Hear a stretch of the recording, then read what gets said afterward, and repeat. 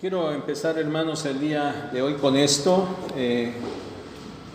como un breve paréntesis. No va a ser de cada 8 días, pero quiero hacerlo hoy.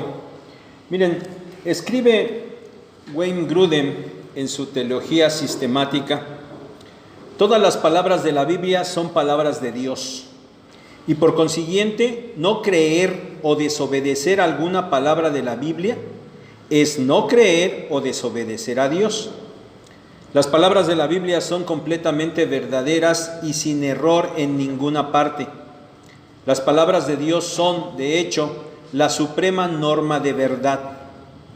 La inerrancia de la Biblia significa que la Biblia no afirma nada que sea contrario a la verdad. La Biblia siempre dice la verdad respecto a todo lo que habla. La inerrancia de la Biblia, hermanos, es una doctrina básica para nosotros, de suma importancia. La inerrancia de la Biblia no es algo que el hermano Grudem, de porción de lo que yo les acabo de leer, no es que él lo haya determinado. La inerrancia de la Biblia es una doctrina que emana de la Biblia misma. Y hermanos, que hoy he querido empezar con esto porque quiero que lo consideremos muy seriamente, porque en este momento nosotros vamos a meditar en la inerrante palabra de Dios. Esto es lo que Dios dice, y esta es la verdad absoluta.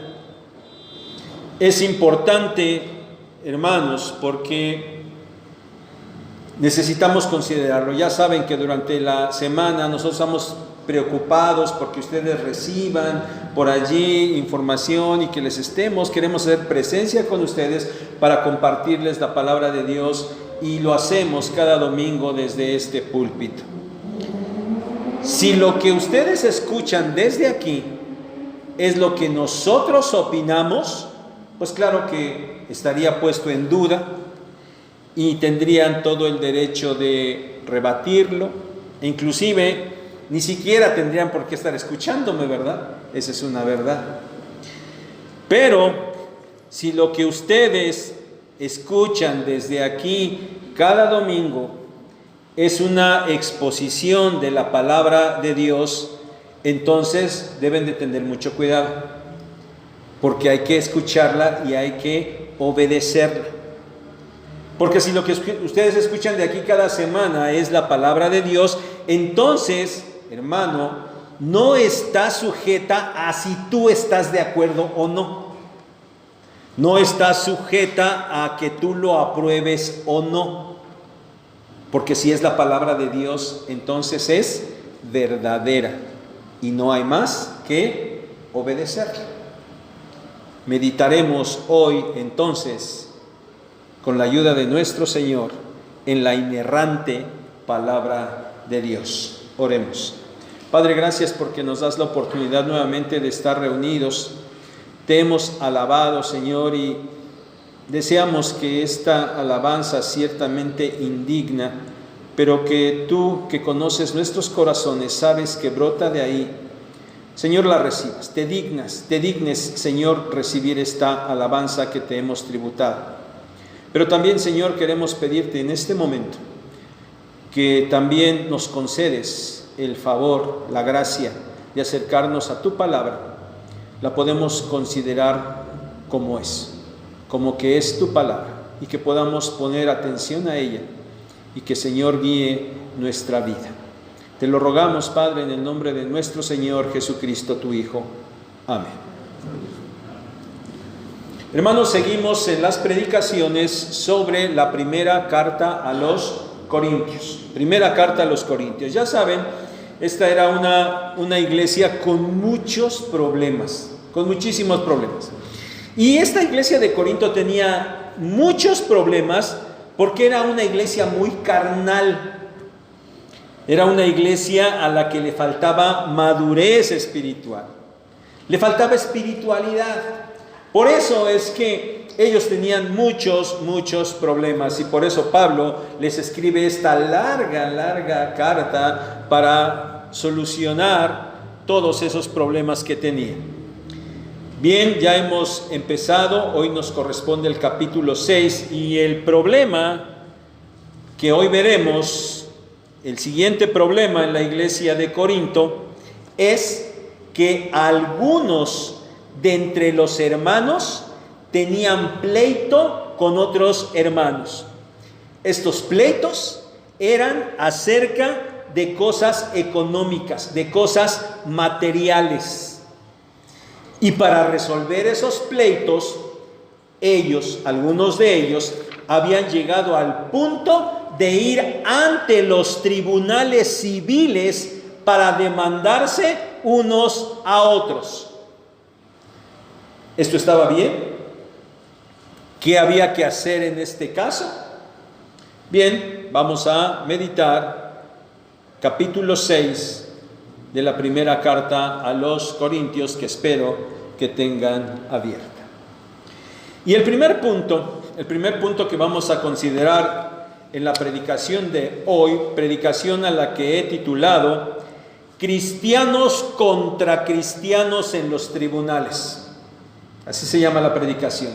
Cristianos contra cristianos en los tribunales. Y el primer punto es: no hay necesidad de someterse al juicio de los incrédulos. No hay necesidad de someterse al juicio de los incrédulos. Versículos 1 al 6.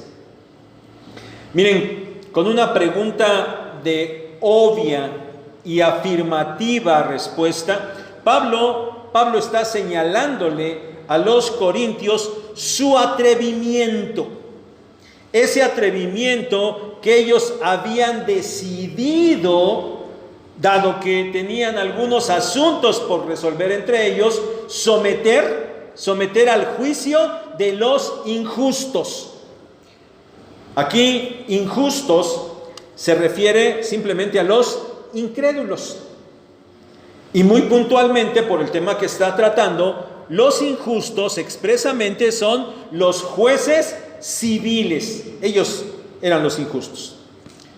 Pablo cuestiona el cómo era posible que los miembros de la iglesia quisieran que jueces del mundo decidieran sobre las diferencias que había entre ellos, en lugar de someterse al juicio de los hermanos de la misma iglesia. Versículos 2 y 3. ¿Por qué era incorrecto ir a los jueces del mundo?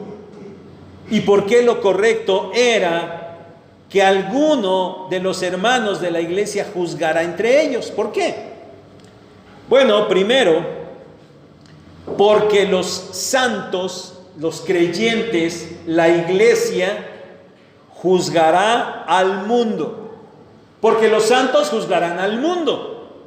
Y si van a juzgar al mundo, cosa que implicaría una gran importancia, asuntos muy fuertes, bueno, si van a juzgar al mundo, ¿por qué no creer que los santos son dignos de juzgar, dice Pablo ahí, las cosas pequeñas? ¿Qué son cosas pequeñas?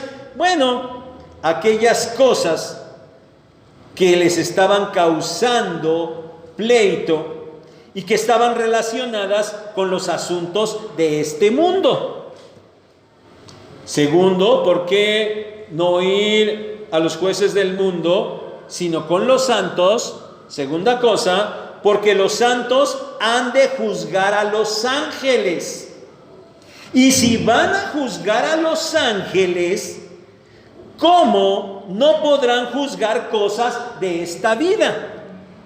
Porque el juicio de los ángeles ya repercute esta vida, trasciende esta vida, tiene que ver con cuestiones no terrenales, sino con cuestiones espirituales y celestiales. Y si los creyentes, los santos, van a juzgar a los ángeles, ¿cómo no podrán juzgar cosas de esta vida? Miren, hermanos, aquí nosotros nos encontramos con una aseveración importante. Los santos, la iglesia, va a juzgar al mundo y a los ángeles. ¿Qué significa esto? Bueno, la verdad es que sobre este asunto no encontramos mucho material en el resto del Nuevo Testamento. Los comentaristas atinadamente hacen referencia a Apocalipsis 3:21 comparado con Daniel 7:22 para aseverar que los santos, es decir, la iglesia, se sentará con el Señor Jesucristo en su trono cuando Él regrese. Y siendo así, y de acuerdo a Apocalipsis 2:26 y 27, los santos, la iglesia, regirá a las naciones, es decir, las va a gobernar. Y obviamente dentro de ese gobernar a las naciones va a juzgar a esas naciones. ¿Cuándo? Cuando el Señor regrese. Por otro lado, solo segunda carta de Pedro, capítulo 2, verso 4, y Judas, versículo 6, hacen referencia, solamente estos dos versículos, hacen referencia a un juicio para los ángeles. Y este juicio es para los ángeles caídos, para los que decidieron seguir a Satanás. Porque los ángeles que permanecieron fieles a Dios, pues ellos no tienen nada por lo que deban ser juzgados. Respecto de este juicio a estos ángeles caídos, la verdad es que no se menciona expresamente que los creyentes vayan a participar de él, no dice esto. Pero bien podríamos pensar, bueno, ¿existirá la posibilidad de que los santos participen de ese juicio que está reservado para el Señor Jesucristo? Bueno, tal vez sí. ¿Por qué? Porque los creyentes, los santos, estarán sentados con el Señor Jesucristo en su trono. Pero realmente, hermanos, los detalles no los sabemos. La verdad, como les decía, es que no se encuentran más textos que expliquen lo que Pablo aquí está diciendo. Pero me parece que tal vez ni siquiera sea necesario. Y que simplemente debemos tomar estos versículos como la base máxima de esta verdad. Los santos han de juzgar al mundo y a los ángeles. Pablo no explica nada. Y en realidad no era necesario. Porque les está diciendo a los corintios que ellos lo sabían. ¿Ya notaron cómo empiezan los dos versos 2 y 3? ¿O no sabéis que los santos juzgarán al mundo? ¿O no sabéis que los santos juzgarán a los ángeles? Miren, sin duda que había sido Pablo quien se los había enseñado y lo había explicado ampliamente. Entonces, claro que ellos, los corintios, lo sabían. No había necesidad de mayor explicación. Y nosotros, hermanos, entonces, deberíamos tomarlo como una aseveración verdadera, aunque no acabemos de entender o de saber los detalles de cómo va a ser esto. Pero es una verdad. Los santos juzgarán al mundo y a los ángeles. Pero, hermanos, necesitamos cerrar el comentario sobre esto y nosotros debemos entender que Pablo en estos dos versículos no tiene el objetivo de explicar nada acerca de estos juicios, sino que solamente menciona que dado que los creyentes participarán en estos juicios, que son de grandísima importancia, que inclusive trascienden lo terrenal, entonces los santos pueden y deben ser los encargados de juzgar las cosas que entre ellos se presenten en relación a las cosas de esta vida.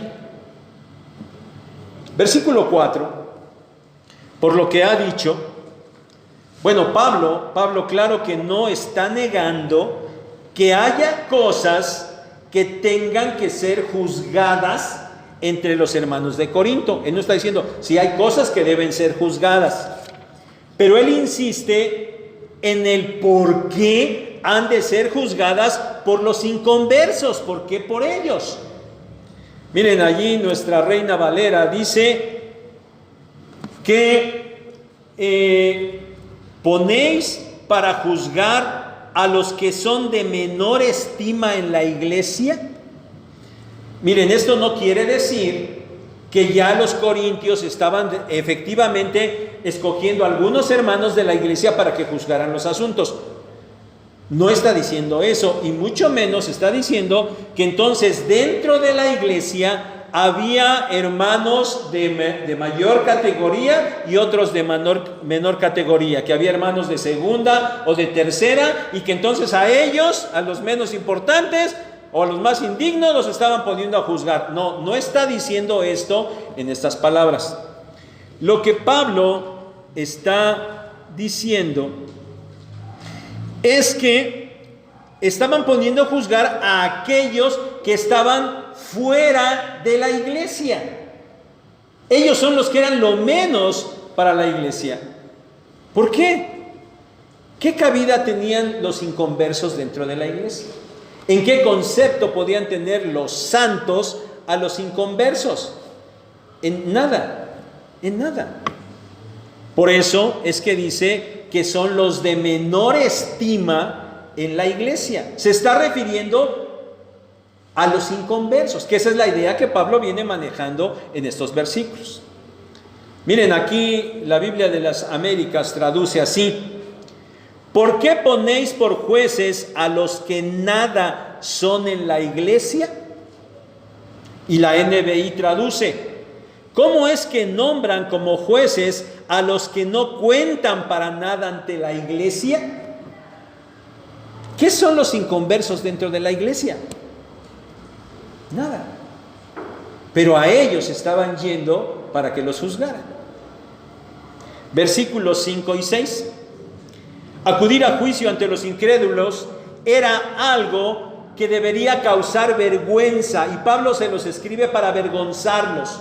Si se acuerdan, allá en el capítulo 4, Pablo les está diciendo: bueno, no les estoy escribiendo esto para avergonzarlos, pero ahora sí, en este asunto, les dice Pablo, se los escribo para que les dé vergüenza, para que le diera vergüenza a esos corintios que presumían de tener todos los dones espirituales. Allí el capítulo 1 dice que los corintios no tenían falta de ningún don. A esos corintios que se envanecían pretendiendo ser muy sabios, capítulo 4, verso 10. Ahora, si esto era así, entonces por eso Pablo, creo yo, con cierta ironía, les cuestiona: a ver, ustedes presumen que son muy sabios, pero van a ser juzgados con los incrédulos. ¿Qué? Si dicen ser tan sabios, ¿no hay uno de veras lo suficientemente sabio para que juzgue entre los hermanos? No lo hay. Miren, hermanos, ningún asunto que provoque pleitos entre los hermanos debe ser juzgado por incrédulos. Lo correcto es que hermanos sabios dentro de la iglesia se encarguen de juzgar tales asuntos. Porque en asuntos entre hermanos de la iglesia, sean cuales sean, absolutamente nadie fuera de la iglesia debe ser constituido como árbitro, porque ningún incrédulo tiene parte dentro del cuerpo del Señor. Miren, hermanos, por la gracia del Señor,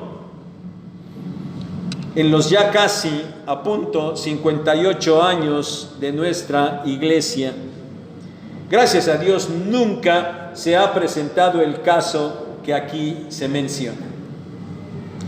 Nunca algún hermano ha ido y entablado alguna demanda contra otro hermano ante las autoridades. Gracias a Dios. Pero saben, sí recuerdo que alguna vez alguien vino y lo comentó como una posibilidad. Bueno, se le mostró este pasaje de la Escritura y gracias a Dios lo comprendió. Y si acaso lo había considerado seriamente, es decir, ir y presentar una demanda contra un hermano, bueno, gracias a Dios, eso no se presentó finalmente. Gracias a Dios. Pero hermanos, el principio es sencillo y creo que es bastante claro. Si acaso llegara a haber algún asunto que necesite ser juzgado entre los hermanos de la iglesia, no pueden ir ante las autoridades civiles. Y que quede claro, no es que no deban o que deberían considerar no hacerlo. No pueden ir ante las autoridades civiles. De ser necesario juzgar algo, deben someterse al juicio de hermanos dentro de la misma iglesia. Punto número dos. Ni siquiera deberían ir a juicio. Versículos 7 y 8. Otra vez digamos que de ninguna manera Pablo está ignorando que había pleitos entre los hermanos de la iglesia de Corinto. Y de ninguna manera quería que hubiera injusticia.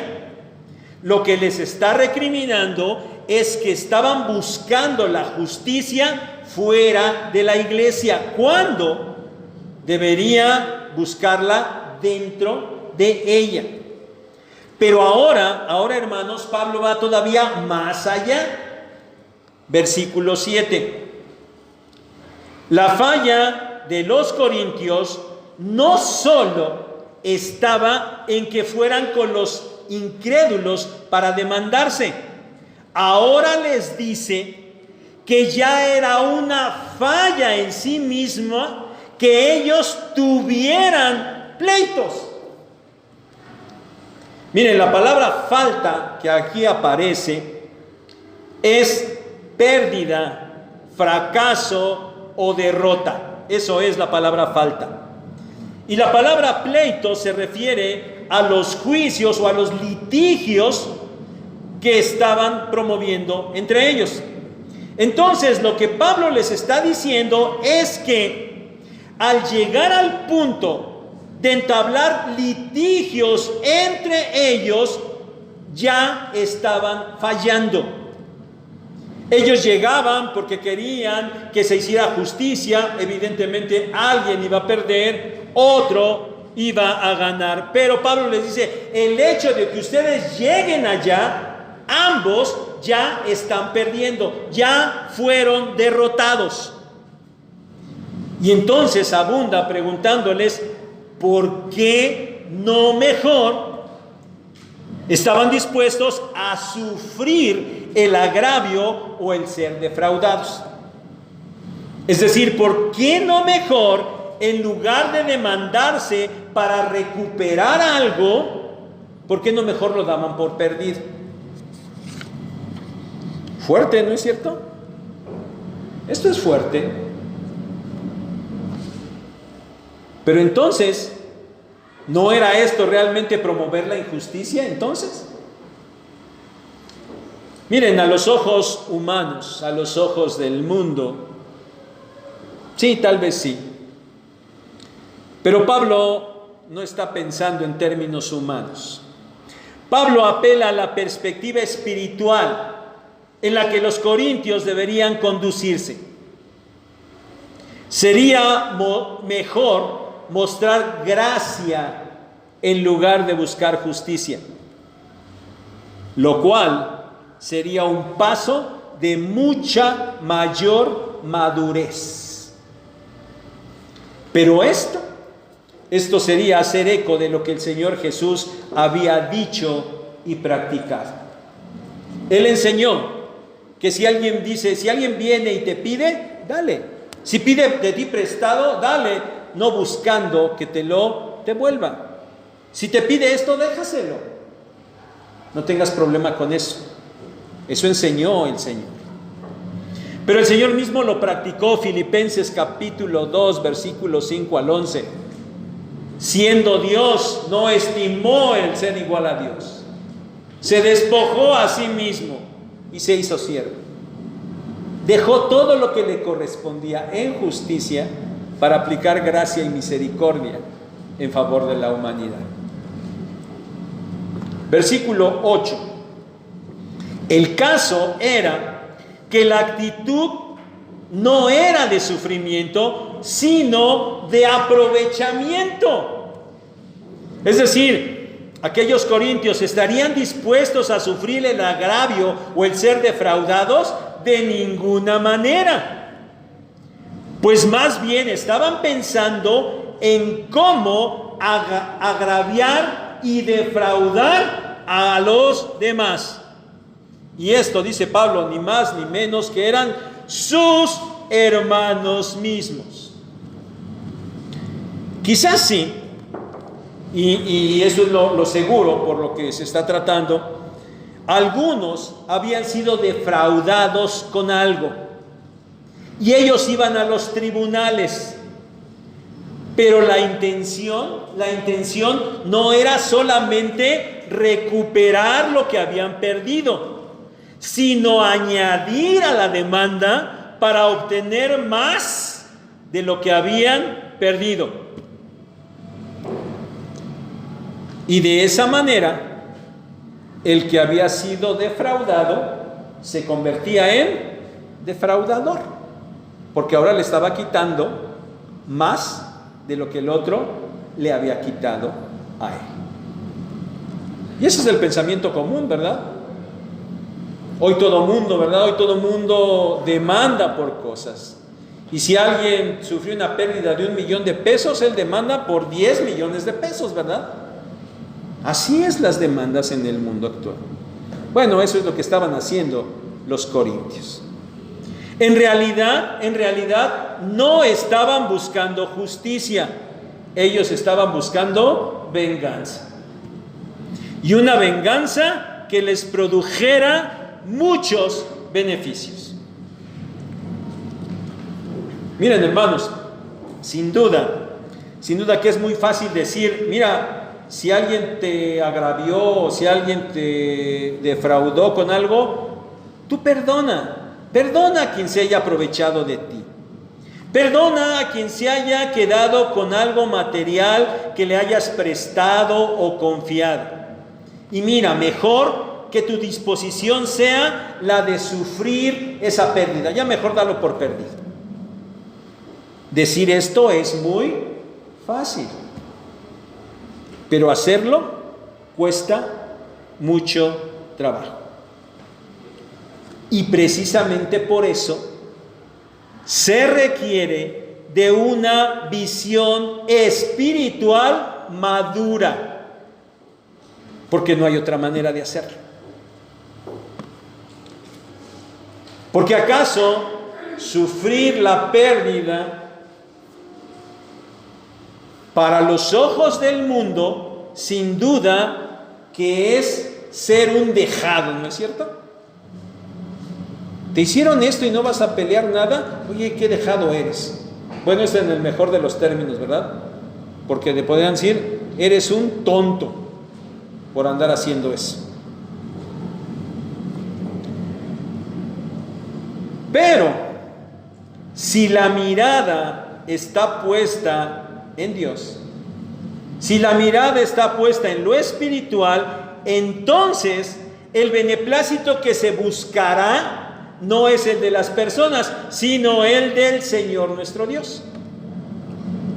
A sus ojos, que alguien vaya y demande a su hermano es malo. Es malo. Y si a través de eso quiere ganar algo más, bueno, ya ha sido derrotado, ya ha perdido. Aunque en realidad gane materialmente lo que pretenda, espiritualmente ya ha quedado derrotado. Porque él ha faltado a los mandamientos del Señor. Él ha faltado al mandato del amor y la misericordia. Pero quien lo hace, de ninguna manera ha promovido la injusticia, sino que en realidad ha ido más allá de la justicia, porque ha mostrado misericordia y gracia. Y finalmente, el Señor Dios, dueño de todo, no dejará con pérdida a aquel que esto ha hecho. Sea en este tiempo, o sea en el tiempo cuando se esté en la presencia del Señor. Pero el Señor es el dueño de todo, y Él ve todas las cosas, y Él ve el obrar del corazón de sus hijos, y Él obra. Miren, sin mencionar nombres, para no avergonzar a nadie, aunque el tal no está entre nosotros en este momento, pero sí, ha pasado, que anda por ahí alguien pidiendo y pidiendo prestado a más de uno dentro de la iglesia. No son millones, ¿verdad? Porque pues nadie tiene millones, ¿verdad? ¿O si alguien tendrá millones para prestar aquí? Digo, que nos digan, ¿no? Es más, ni siquiera le pedimos prestado, nada más de su diezmo y con eso estamos bien. Bueno, no son millones, pero sí ha habido quien va y pide prestado, y a uno, y a otro, y a otro, y a otro, y no paga, ¿verdad? Entonces, evidentemente, el hermano que prestó ha sufrido, ha sido defraudado. Bueno, nadie fue a los tribunales, ¿verdad? Ni siquiera pidió algo aquí dentro de la iglesia, pero bueno, ya saben que uno se entera porque ustedes tienen a bien compartirnos muchas cosas. Y por lo menos les comparto que alguien que fue defraudado de esta manera, y que bueno, a pesar del enojo y la molestia, porque si lo genera, bueno, ya dio esto por perdido. Saben que poco tiempo después, también a través de alguien de la iglesia, y aparentemente sin motivo alguno, fue y le dio una ofrenda de amor que superaba con mucho, creo que 15 veces lo que esta hermana había perdido por andar prestando. Pero recibió mucho más. Hay que actuar de la manera correcta. La palabra de Dios es verdad. Ahora no les estoy diciendo, bueno, yo presto, es más, ya no me pagues, porque entonces Dios me va a... No va a pasar eso, o sea, no crean que así va a ser, ¿eh? No, digo, para que nadie vaya a probar, ¿verdad? Y ahorita a la salida alguien me quiera decir, te presto 10,000 pesos. No, porque no tengo cómo pagárselos mejor. No crean que va a ser así. Lo que quiero decir, en el plano espiritual hay que regirlos. Y en el plano espiritual van a ser bendecidos. quien haga lo correcto y tenga esta actitud de estimar más bien las cosas como perdidas en lugar de buscar pleito.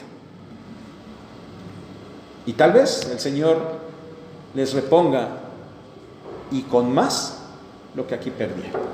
Pero si no, están haciendo tesoros en el cielo. Punto número 3. Se debe actuar con base en la esfera a la que se pertenece.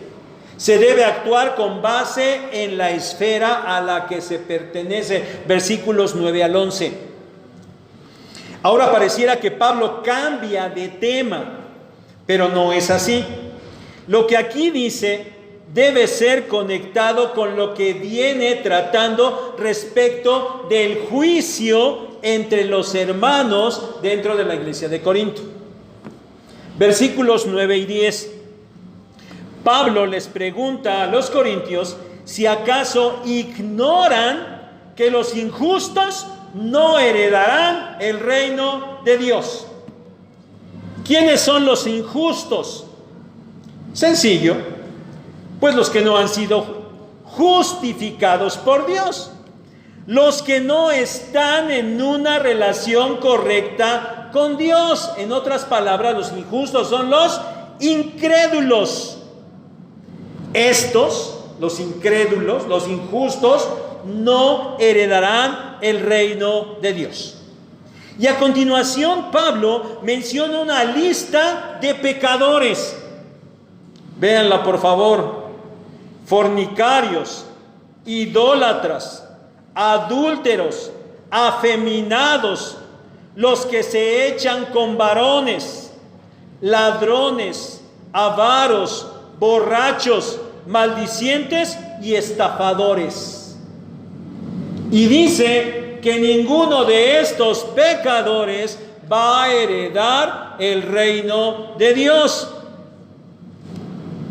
¿Y entonces qué? ¿Solo estos pecadores no van a heredar el reino y los otros pecadores sí?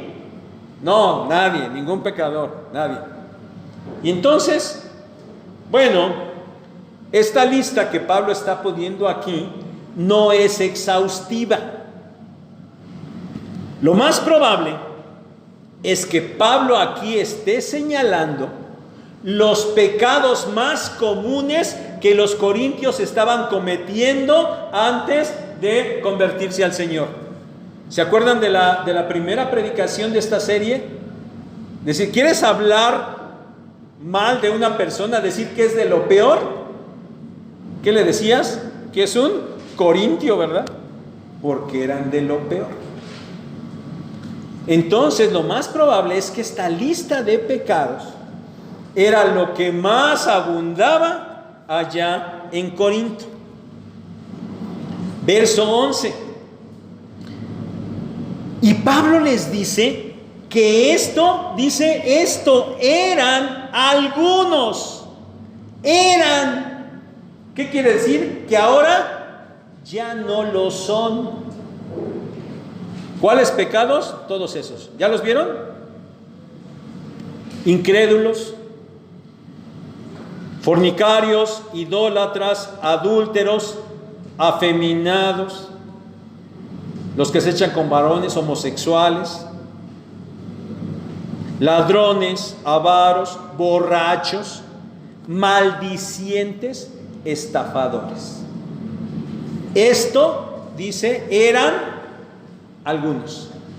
Pero ustedes ahora ya no lo son. Ya no lo son. ¿Por qué? Por la obra de salvación del Dios Trino. Ellos, los corintios, los creyentes, la iglesia de Corinto, ellos habían sido lavados, santificados y justificados en el nombre del Señor Jesús y por el Espíritu de Dios.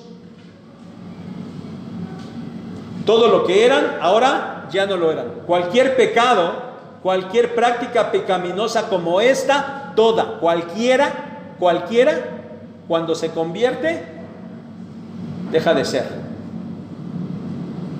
A ver si no nos cierran la predicación, la de hoy, por decir que los homosexuales no digan que no pueden dejar de ser. porque la palabra de Dios dice que sí. Pero también los borrachos, ¿verdad? Porque también es cierto. Bueno, una de vez en cuando. Los que eran borrachos, cuando se convierten al Señor, ya no lo son. Eso está diciendo aquí la palabra, ¿no? Esto erais, pero ahora ya no lo son. ¿Qué es esto? Que los corintios definitivamente ya estaban en otra esfera. Ya no estaban en la esfera del mundo, ya no estaban en la esfera del maligno, ya no estaban en la esfera del pecado, ya no pertenecían al reino de las tinieblas. Ahora ellos estaban en una esfera espiritual correcta, en una esfera de santidad, estaban en la esfera de Dios, ya pertenecían al reino de Cristo y por eso ellos deberían conducirse de manera diferente. Entonces, si ellos tenían pleito, ellos no podían ir delante de la clase de pecadores que se habían listado para presentarles sus demandas y esperar que ellos emitieran un juicio para los santos. Ellos ya estaban en otra esfera y ellos mismos deberían resolver sus asuntos y deberían someterse al juicio de la iglesia, porque estos ya no eran de los pecadores que estaban en el mundo. Y aún más, esas actitudes de agravio y de fraude en realidad eran propias de los santos. No, eran propias de esos pecadores que eran maldicientes y estafadores. Eso es lo que ellos eran. Por eso cometían agravios y fraudes. Pero ellos, los creyentes, los santos, ya no deberían agraviarse ni defraudarse, porque no eran de esta clase de pecadores. Y de hecho, por haber sido lavados, santificados y justificados, entonces sí, ahora tenían la capacidad de ni siquiera llegar a juicio. Tenían la capacidad de poder sufrir el agravio y el fraude. Y no como una obligada y aparente piedad, sino como una verdadera actitud espiritual madura. No para buscar la justicia, sino para ejercer la gracia. Gracia que ellos mismos habían recibido a través de la salvación. Todo creyente debe tomar conciencia de la clase de pecador que antes era. Y debe estar consciente de lo que el Señor ha hecho en él. De tal manera que lo que antes era, ahora ya no lo es. Porque no hay ninguna acción pecaminosa que el Señor no pueda cambiar ninguna. Por eso nadie puede decir que es cristiano y seguir cometiendo los mismos pecados que cometía cuando supuestamente no lo era. Y con esto es definitivo que el creyente se encuentra en una esfera totalmente opuesta a la que antes pertenecía. Por esto no puede actuar bajo los criterios del mundo. No puede buscar el consejo del mundo. Y menos tiene que ir a buscar el juicio de aquellos que son parte del mundo. No puede conducir su vida ni sus pensamientos bajo los criterios que antes los consideraban.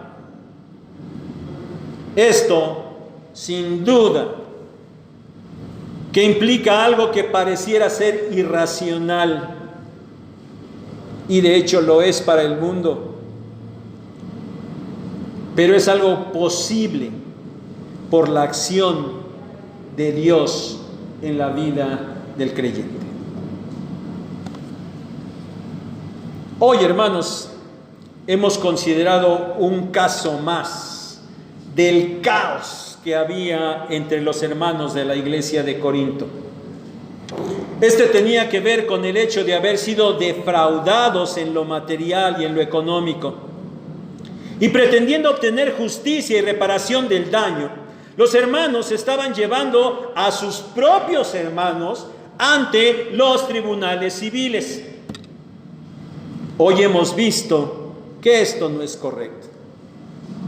Hoy hemos puntualizado los principios por los cuales se deben enfrentar estos problemas. Pero los principios no solamente aplican a cuestiones económicas y materiales.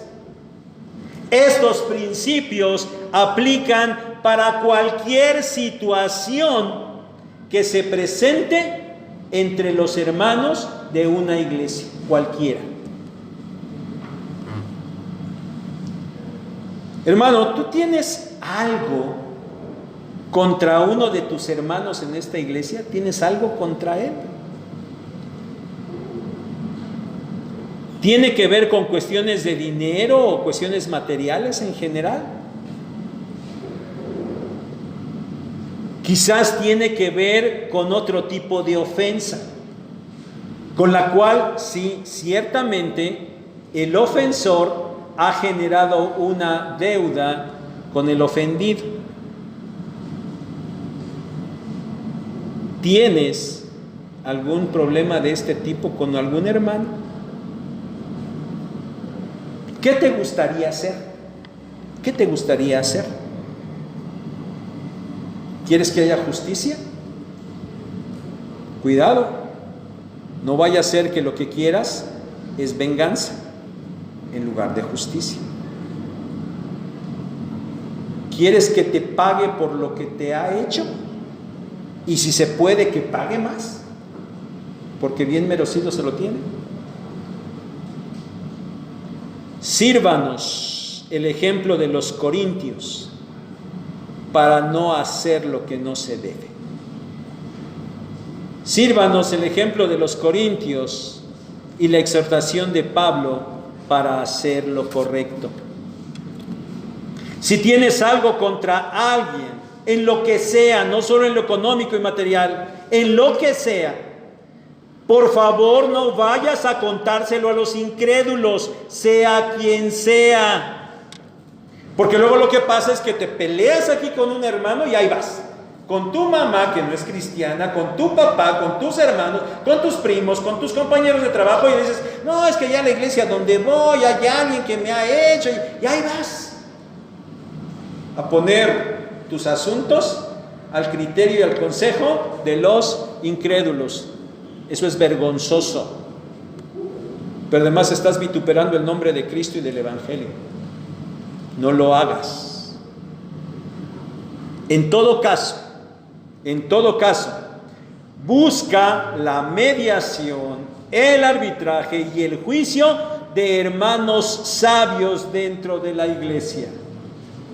Pero por favor, de hermanos sabios y maduros, ¿verdad? No es que haya hermanos de segunda categoría, pero hay hermanos que pues apenas van en el proceso y bueno, necesitas ir con los hermanos sabios, porque ahí dijo Pablo, ¿verdad? No hay ninguno sabio.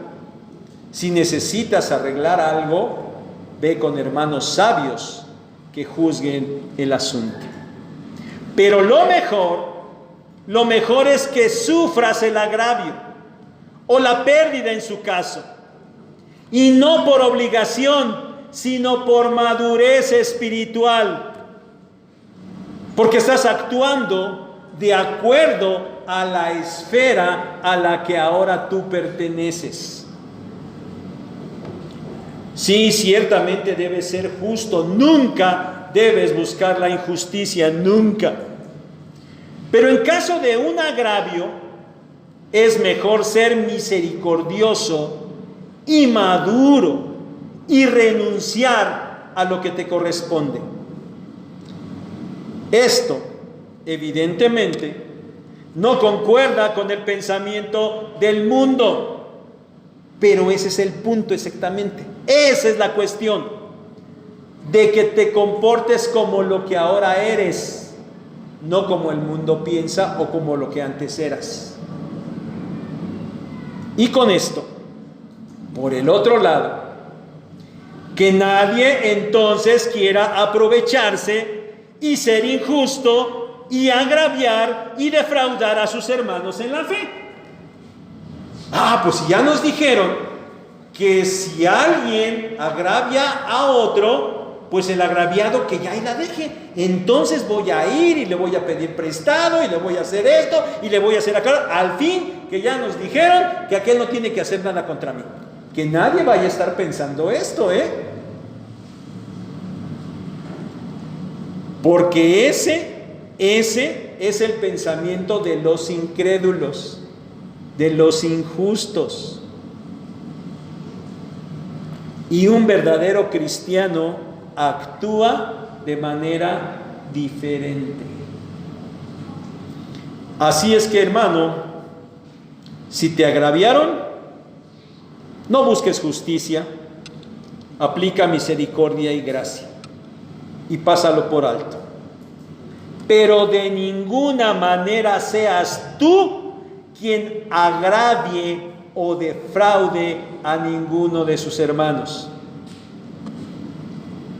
Y no debe haber disputas por nada de esto dentro de la iglesia. Que el Señor nos permita entenderlo y obedecerlo. Que Él nos bendiga.